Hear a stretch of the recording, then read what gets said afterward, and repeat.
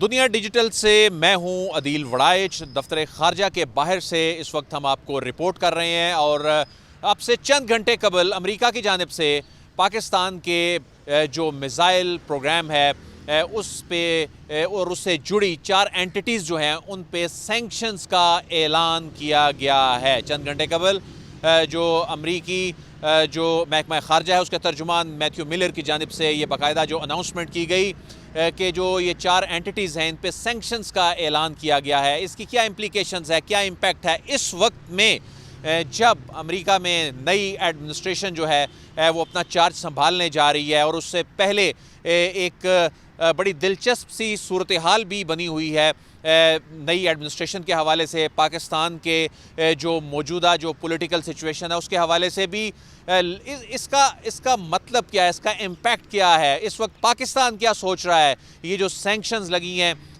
تو اس کے حوالے سے آگے ہونے کیا جا رہا ہے. تو ہماری ٹیم ہمارے ساتھ موجود ہے, مریم الہی جو کہ عالمی امور کو کور کرتی ہیں دنیا نیوز کے لیے, اور ذیشان یوسفزئی جو کہ منسٹری آف فارن افیئرز کو کور کرتے ہیں. مریم یہ بتائیے گا سادہ زبان میں ناظرین کو سب سے پہلے تو یہ بتائیے گا کہ ان سینکشنز کا مطلب کیا ہے, یہ پابندیاں جو لگائی گئی ہیں آسان الفاظ میں اگر بتایا جائے تو یعنی یہ کوئی خطرناک صورتحال ہے؟ دیکھیں, تھینک یو سو مچ عدیل صاحب. سب سے پہلے تو یہ سمجھنا ضروری ہے کہ سینکشنز کے آؤٹ کمز کیا ہوتے ہیں, اس کی امپلیکیشنز کیا ہوتی ہیں. دیکھیں, سینکشنز جو ہیں جب بھی کسی کنٹری کے اوپر لگتی ہیں یا اس کے کسی بزنس سیکٹر کے اوپر کسی اینٹیٹی کے اوپر لگتی ہیں تو اس کے کچھ امپلیکیشنز ہوتے ہیں.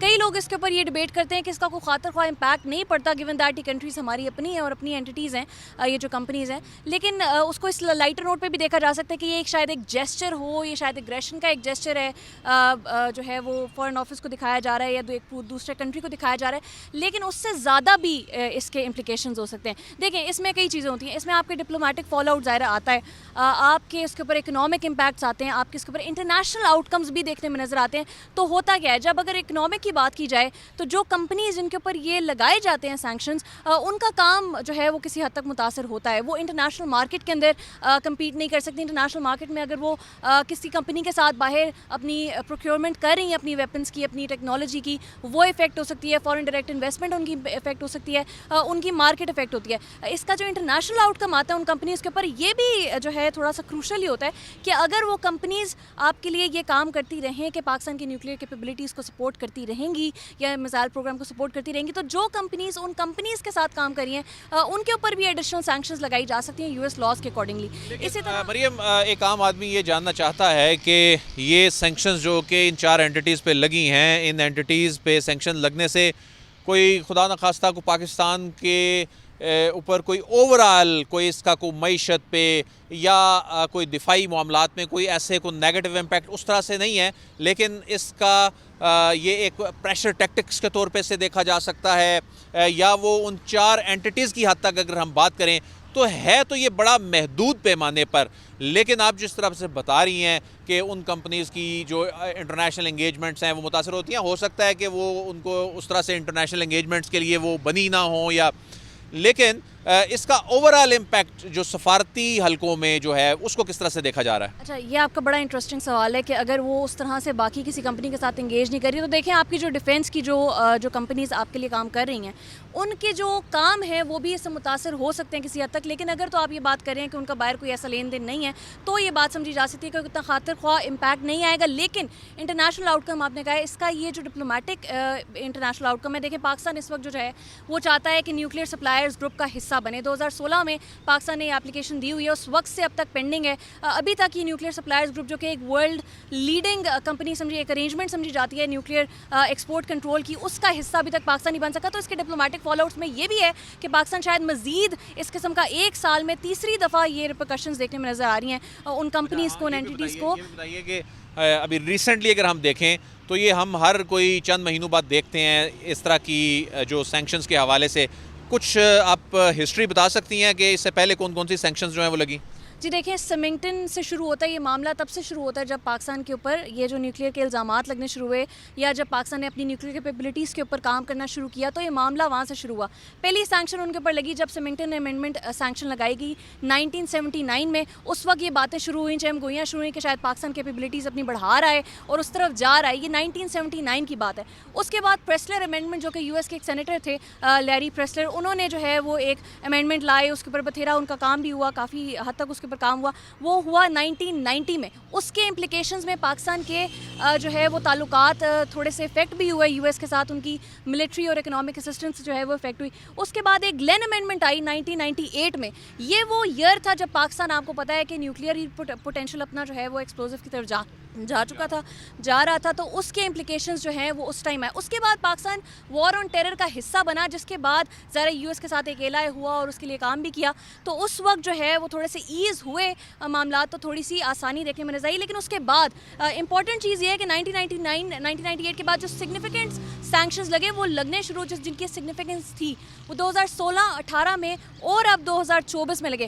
2016 میں بھی چند اینٹیز پہ لگے، 18 میں بھی چند اینٹیز. اس سال یہ تیسری دفعہ چند ماہ کے اندر، پہلے اپریل میں ہوا، پھر اکتوبر میں ہوا، اب یہ ان اینٹیز. یہ بتائیے کہ کچھ لوگ اس کو جوڑتے ہیں موجودہ پولیٹیکل سچویشن، بانی پی ٹی آئی والا جو معاملہ تھا اس میں جو پی ٹی آئی وہاں پہ لابنگ کر رہی تھی. میرے خیال میں ایسی کوئی چیز نہیں ہے، یہ بالکل ایک اور معاملہ ہے. کچھ لوگ شاید اس کو کوئی پولیٹیکل سچویشن سے جوڑنے کی کوشش کرتے ہیں کہ آرم ٹویسٹنگ کے حوالے سے دیکھتے ہیں. یہ ایک ٹیکنیکل سا معاملہ زیادہ لگتا ہے. ٹیکنیکل اور ڈیفینس ارینجمنٹ میں زیادہ دیکھا جائے تو بہتر ہے، کیونکہ یہ وہ چیزیں ہیں جو آج سے پہلے بھی ہوتی آئی ہیں اور ان کے لیے کوئی خاطر خواہ پولیٹیکل موٹیوز ہونا ضروری نہیں ہے. ظاہر ہے پاکستان ایک نیوکلیئر پاور ہے مسلم دنیا کی، اور اس کے ساتھ ساتھ پاکستان کے جو بیلسٹک میزائل رینج ہے وہ تو شروع سے ہی ہمارے کافی کنٹروورشل رہے ہیں. لیکن اس کے باوجود ہم نے اپنی کیپیبلٹیز کو بڑھایا ہی ہے. کسی کا امپیکٹ میں، کسی کے اثر رسوخ میں آ کے ہم نے اس کو افیکٹ نہیں کیا. تو یہ جو ہے یہ کام ہے خطے میں طاقت کا توازن جو ہے وہ برقرار رکھنا ہے. ذیشان یوسف زئی، آپ یہ بتائیں، دفتر خارجہ اس وقت جہاں سے ہم یہ رپورٹ کر رہے ہیں، کیا دفتر خارجہ میں چل رہا ہے؟ رات گئے ایک پریس ریلیز آئی، اسے رد کیا گیا، اسے ایک غیر ضروری قرار دیا گیا. اس حوالے سے دفتر خارجہ نے کے رد عمل کو آپ کتنا سخت دیکھتے ہیں، اور پاکستان جو ہے اس حوالے سے جو انہوں نے رد عمل دے دیا، یہ کافی آپ سمجھتے ہیں؟ دیکھیے عدیل صاحب، اگر ہم رد عمل کی بات کریں تو کافی سخت اور واضح رد عمل دیا گیا ہے، اور جو یہ سینکشنز ہیں اس کو متعصبانہ، افسوسناک اور تشویشناک قرار دیا گیا ہے. جس طرح مریم نے بھی بتایا کہ 3 مرتبہ 1 سال کے دوران یہ سینکشنز لگ گئی.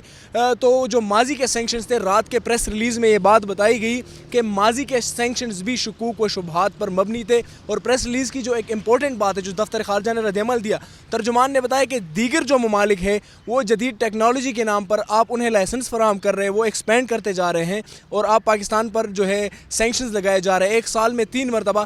تو یہ دوہرا معیار جو ہے، اس سے جو خطہ ہے اس میں خطرات بڑھتے ہیں. اگر ہم پہلے یہ جانیں کہ یہ 3 مرتبہ جو ہے یہ سینکشنز لگے کیوں، تو کچھ جو دفاعی تجزیہ کار ہے ان کا خیال ہے کہ جو بیلسٹکس میزائل پروگرام ہے اس میں جو شاہین 3 ہے اور ابابیل ہے، اس کی خاصیت یہ ہے کہ جب وہ میڈیم رینج میزائل ہے، جب وہ ہٹ کر جاتے ہیں اور اپنے ہدف پر پہنچتے ہیں، تو اگر ان کیس جو وہاں پر ان کا میزائل ڈیفینس سسٹم وہ ایکٹیو ہو جاتا ہے، تو اس میں وہ کنفیوز کرنے کی صلاحیت ہے. جس طرح بالر بال کرتا ہے، سوئنگ کر جاتا ہے اور بیٹسمین کنفیوز ہو جاتا ہے.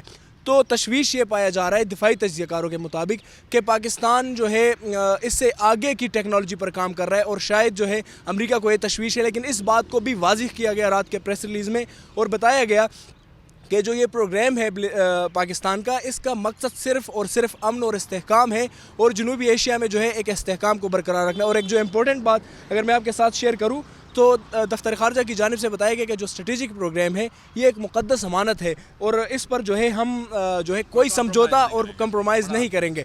تو یہ ایک سخت رد عمل دفتر خارجہ کی جانب سے آیا ہے اور دکھایا گیا. اور اس سے پہلے بھی ماضی میں ہم نے دیکھا ہے کہ جب سینکشن لگی ہے تو دفتر خارجہ نے ایک کلیئر کٹ موقف اپنایا ہے. دنیا جو پاکستان کے ایک مضبوط دفاعی نظام سے اور ایک اٹیک کرنے کی جو صلاحیت ہے، اس سے شاید کچھ ممالک کو پریشانی ہے.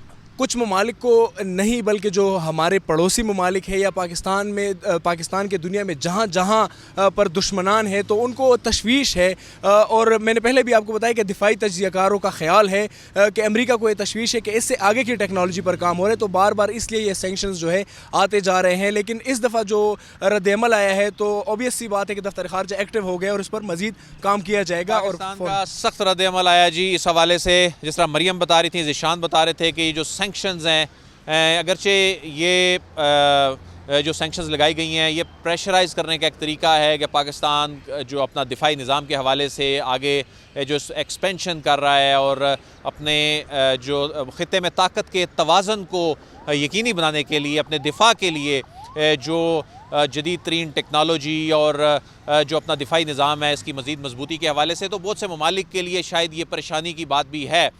اس حوالے سے ہم آپ کو اپڈیٹ کرتے رہیں گے۔ اب تک دنیا کی ٹیم، ڈیجیٹل ٹیم کو دفتر خارجہ سے اجازت دیجیے، آپ سے پھر ملاقات ہوگی۔ اللہ حافظ۔